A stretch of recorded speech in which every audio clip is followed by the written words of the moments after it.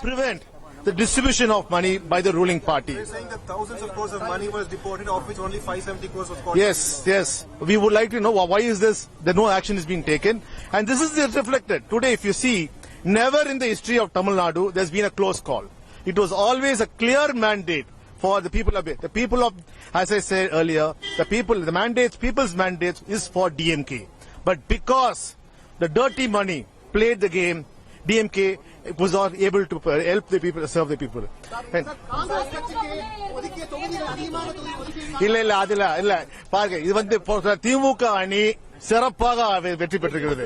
ஆனால் பணநாயகம் ஊழல் பணம் இங்கு விளையாடியதால் பல தொகுதிகளிலே திமுகவின் வெற்றி எழுந்திருக்கு. பார்த்தீங்கன்றால் சில இடங்களிலே 500 ஓட்டுகள், 1000 ஓட்டுகள், 1500 ஓட்டுகள், சர்ப்ப ஓட்டுகளிலே வெற்றி வாய்ப்பினை திமுக கூட்டணி எழுந்திருக்கிறது.